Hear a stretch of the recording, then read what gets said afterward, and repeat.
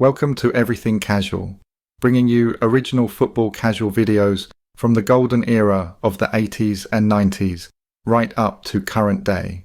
Football away day stories and historic clashes between football firms. Subscribe so you don't miss out. We upload videos every week. Really, at the end of the day, we're only meeting people to it.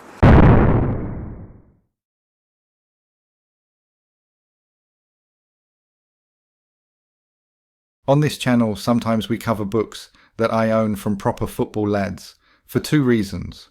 One, because they contain great true stories that anyone interested in the football casual culture would like to hear. And secondly, to introduce the book to lads that wouldn't usually buy it, and to promote the book and hopefully generate interest or sales for the lad that wrote the book. So, for this video, we have used part of the book called Blazing Squad, the inside story of Manchester City's young hooligans by Carl Moran. I will leave a link in the description if you want to buy this highly rated book. Let's jump straight in. Manchester, a city divided by club lines, rivalries born in pubs, pubs emptied by enforcement, and firms pushing back. From the era of the Cool Cats and the Guvnors, a new breed emerged in the mid-2000s. This is the story of the Blazing Squad, Manchester City's youth hooligan firm, born in the shadows of stadium bands, formed on the move, and defined by arranged clashes across England. In 2006, a new generation stepped off the terraces. No giant mob lining the pitch rail, no slow burn hulking run. Instead, small groups, speed, surprise. That was the hallmark of the Blazing Squad. Manchester City's hooligan legacy stretches back decades, the Cool Cats in the 70s and 80s, the gritty mainline service crew, then the more notorious Guvnors dominating into the 90s. All of them thrived on mass presence and a home ground identity. But by the turn of the millennium, the game changed. All-seater stadiums, controlled entry, heavy CCTV and police suppression shrank the space for traditional firms. It was in this vacuum, by the mid-2000s, that the Blazing Squad formed. The shift was tactical. You couldn't mass into main road era hulking runs anymore, so younger hooligans adapted, lighter, faster, more nimble. They organised themselves as mobile squads, hence the Blazing Squad. What distinguished the Blazing Squad? Speed, surprise, pre-planned rendezvous miles from the stadium. They avoided predictable patterns. Football Factory had not long been out. Then a couple of years later, Rise of the Foot Soldier, Green Street 2, which, let's be honest, wasn't very realistic. Then you had the remake of The Firm, and we all started going mad for the 80s gear, Feeler and that. We felt the football casual scene was back in the mainstream at the same time we were going about doing our thing. The first I was involved with myself was West Ham at home in 2006. It went off after the game, they had brought loads up on coaches, and we attacked their escort outside the ground. I am into the clothes side of things, but not to the extent of many others. For me, it was all about the fighting and that, rather than the clothes. But don't get me wrong, it's still nice to dress nice. Nobody wants to look like a scruffy mug, if you know what I mean. I would say I'm very stereotypical. Adidas trainers, aquascutum scarf, and a Stone Island jumper or jacket. Our biggest rivals are obviously Manchester United, dozens and dozens over the years. More often than not, we came out on top easily enough, but we got slapped off them a few times. The most brutal battle I was involved in against United was in 2011. Lads on both sides had to go to the hospital, I included. I had to get my head stapled back together. One of their lads had a finger bitten off. It was pretty nasty. We literally wanted to kill each other. They came on top that day, I'm not going to lie. We have had battles with shitloads of teams over the years. We were pretty active. We had a mint fight with the Zulus down in South Brum that was top. Long story short, we didn't even play each other, or out. I've literally rung up and said, if we come to Birmingham, we'll go anywhere you want. Will you meet us? They said, yeah, too right. We agreed on 20 versus 20 and set a date for the following month. I was filming for a BBC documentary that morning when we met in the town to get the coach. The BBC wanted to come to film it, but I obviously didn't let them. We arrived in Broome in some rough-as-anything council estate. Big tower blocks the lot, with random cars driving past us shouting, "Are you the Manchester kids? You're in trouble now." I knew we had to win this fight, or I would make myself look a right dickhead, but Birmingham are good, one of, if not, the best around, which is the reason why I picked them. We had it with them for what felt like half an hour, but was probably only a few minutes, but it was toe-to-toe non-stop. We won that fight, but what a firm they are. They're proper kids, best lads we've ever had it with, that's for sure. There was so much respect between us in the end, the way it should be. I will go into a very detailed account about that row later. You need to hear it. Absolute quality. We have come unstuck against Bolton, believe it or not. People laugh when I say Bolton, but they had a few decent kids. One firm I don't rate is Aston Villa. To say I'm less than impressed with Villa would be a huge understatement. One time they ran into a supermarket to get away from us. Another time a hotel. One time they had us turn up at a pub to meet them, and nobody was there. It turns out they had already gone home on the train before the match had even started. They did get the better of us once though, but even that was because they went about it in a scummy way, said they wanted 15 on 15. No tools, fine, no problem. We got there and hundreds of the Muppets came out of the pub, set us up big time. Villa run away like little girls unless they massively outnumber you, complete Muppets. Basically not worth a wank. Another firm is Man United. Don't get me wrong, on their day, they are more than capable and have some game lads. But they mess around and play games, and half the time don't even turn up. It used to be, if they didn't outnumber us massively, they wouldn't dare come near us. In recent times, however, to be fair to them, they turn up and have it. Although it must be well over 10 fights on the bounce that we have turned them over, we've run them all over easy enough. I also don't rate southern firms in general. Listen, is there decent firms from down south? Yeah, there is.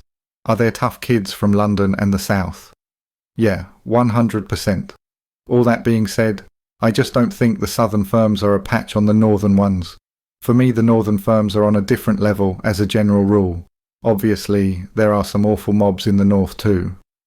What I enjoyed about being a football casual is representing Man City and Manchester, the greatest city in the world, and I'm proud to be associated with it.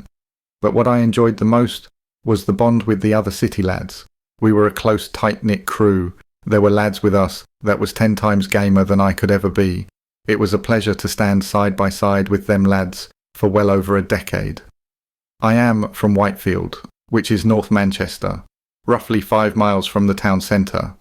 While it's true that the majority of this fine city is blue, the area that I am from is red. Fighting came naturally to me. It's like second nature, and I just get a huge buzz off it. Partly, I just love fighting booze, I am good at it. I will still insist that I am a lover, not a fighter. Well, I am a little bit of both maybe. Give me a fit bird any day over a scrap. Some lads say that fighting at City is better than sex, bollocks. You're obviously not doing it right, mate. Throughout my teens and early 20s, I would have numerous fights for money, in and out of the ring. I just saw it as a very easy way to make money. But fighting wouldn't be my only way of making money as a kid growing up. By the age of 14, I was into all sorts, and I do mean all sorts, planning and doing my own armed robberies. By my 15th birthday, I had done 3 armed robberies. I used to wear my school trousers and shirt because I thought it would give the appearance that I was older than what I was. Robbing dealers also became an easy way to earn money for me and a couple of my mates. A couple of times we robbed them and sold them their own gear back. That's how cocky and arrogant we were. Unbeknown to them that it was us that taxed them in the first place.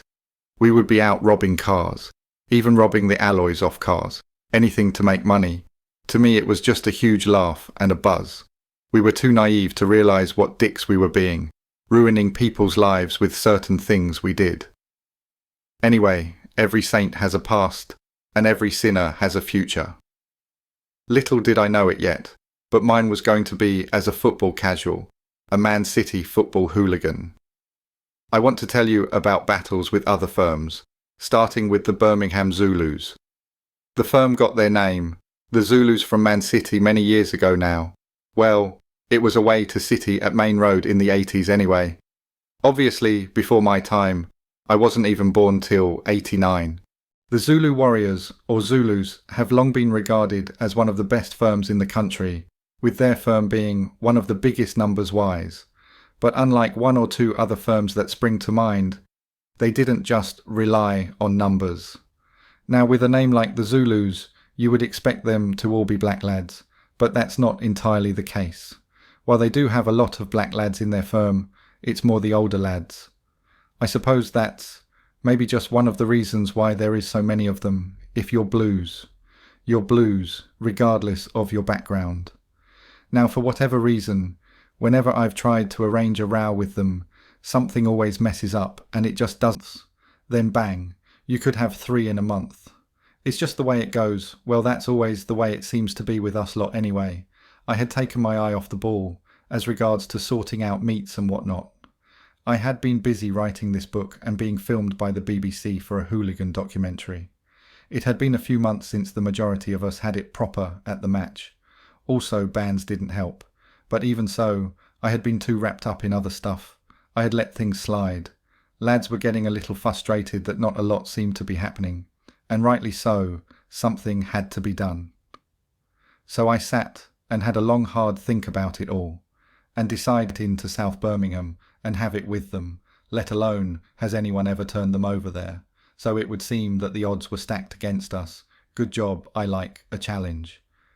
It would have been easy, it would make us look mint. However, if we went down there and got smashed, which is what the majority of people seem to think would happen, it would make me look like a right muppet. People would think that I didn't have a clue what I'm doing, and that I have just taken the lads down there to get battered. The last thing that I wanted to do was get quietly confident. I was going around telling everyone we were going to go down there and destroy them. Whether I fully believed that or not is another thing. The morning of the fight was a little different to what I was used to. Before a big away day with the lads, I was up at 7:30 out with the BBC filming, and would be filming all day right up until we got on the coach and made our way to the West Midlands. To say that I was nervous about the day would have been an understatement, but I wasn't going to let the rest of the lads know that. People only see what you allow them to see. If you portray nothing but confidence, then that's what they see. The last thing I wanted was some of the younger lads there seeing me nervous about it all. I just kept telling everyone, look, I know a few of their lads have done for years. They are game lads and that. But we are better. Trust me. I was doing a similar thing all week to the Zulus on the phone, telling them that I know they are a top firm, which is why I wanted to meet there. But by the time we were setting off, they would have been long gone. So we set off in our bus, out and not be squashed together. In the past, we have had like 18 of us in 16-seaters all the way to London, and it's horrible all being squashed together for that length of time. Out of the 20, there were a couple of lads who had been going even longer than me, and a few young lads who it would be their first ever time. One of which was my 16-year-old little brother Matt. Talk about throwing people straight in the deep end. Now for me, an away day isn't an away day without the music blasting away on the bus. As sad as it sounds, I look forward to that as much as anything else. So, I was distraught to find we must have the only coach in the world which doesn't have a CD player. Well, a working one anyway. This was no good. It was depressing me. I had a few big bottles of Mickey Finn's, which I was happy necking back, but no music. Well, this was no good at all. Somewhere just outside of Stoke we pulled into the services. While all the other lads was on the rob, I had more pressing matters to take care of. The music. I found some little speakers that went into phones, so I bought one of them, 30 quid, absolute piss take. Thought it would only be a tenner max. We were back on our coach and on the way listening to Oasis. We were now past Walsall and nearing the centre of Birmingham. We had gone past Villa Park on the motorway. We needed a postcode. I got the postcode and gave it to the driver, and we were on our way into Broome. The Zulu lads knew that. We wasn't too far away. They said that they were in a pub just down the road from the postcode that they had given us. The weird thing is, the closer we got to them, the more I fancied our chances, and the more confident I felt about it all. We found a spot about a quarter of a mile past the postcode they had given us, and jumped off the coach there. We were now making our way up this hill on foot. I later found out the big hill we was walking up was called Cock Hill. Would have made us laugh if we knew that at the time. We wasn't so much walking up the hill, more marching up it, half expecting them to rush towards us at any second. We passed a pub on our right-hand side called the Cock. A couple of lads ran over to look through the windows, but there didn't appear to be anyone inside. We continued to walk on until the road started to level out. We were now on the edge of some estate, just off from the main road we had just walked up. There were several tower blocks around us, and we thought that they would certainly be coming out at us from this estate. So I rang them again and gave them the street name which we was on, and they said that they were only 2 minutes away now. The majority of lads stayed back from the main road, behind some big bushes, with a couple of staying across the road by the pub to see if they were coming from that way. I was stood on my own, just bang in the middle of the pub, and the rest of the lads on the estate. A car slowly drove past me. You could see that he was having a good look at me, and the lads set back from the road, who were making a poor effort to hide behind this bush. The bloke in the passenger side of the car wound his window down and said, "You're Man City, aren't you?" The car drove off. I presume he must have been one of their older lads, who had been made aware about the meet today. Rumours had been going round that in fact a few of their older lads were going to be there alongside their youth today, although that could have just been people chatting shit, as so often turns out to be the case. The chants went up from both sides, but from them first, "Zulu, Zulu, Zulu," and shouts of "Yoof, Yoof" from us as we were now running down towards them, and that gave us an advantage and momentum. We didn't exactly full on smash into them. I would say that we slowed down beforehand. Now this was a proper war. There was no standing off from each other, or bouncing about throwing the odd punch. A bottle had just missed my head by centimetres. I later found out that it was my close pal from the Zulus that had thrown it, and had purposely aimed it for my head. We were both going at it proper. Punches were flying in all over the show, with lads from both sides going down on the deck. The level of respect shown between us and them was admirable, nobody being booted on the floor or anything like that. I was helping my mate back up that had been floored, so I had my back to the Zulus as I was helping him up, and not one of the Zulus hit me or my friend from behind, and they let me get him back up. I also pulled one of their lads up and pushed him back to the Zulus. So the fighting went on. My nose was dripping with blood, although I don't remember being hit that hard for it to bleed like that. Even though looking back I must have been hit a fair few times, because I was right in the thick of it. There were certain ones of their lads that were just bang at the front all the way through. They refused to budge. One of them had this black bally on. I remember fighting with him for a while, and I'm guessing it was him that did my nose in. I just remember looking and seeing his head in the perfect position for a right hook, so I proper stepped into it and caught him sweet. The punch landed bang on. It made him take a little step back, but he didn't go down. He carried on fighting, little bastard. The fighting was just relentless, both sides still going toe-to-toe battling. It could only go on at this pace for so long. It now ended up being a standoff, a chance for a breather, because we were all knackered. But at the time, you don't really notice. Your adrenaline carries you through. Now, for a few brief seconds began the war of words. Verbal insults exchanged and stuff shouted to each other. It all went quiet for a second, and then one of them started laughing and shouted, "Come on then, Carl." The fighting then carried on, but only for a handful of seconds before there was yet another brief standoff, all the way through the fighting. It was even Stevens, I would say.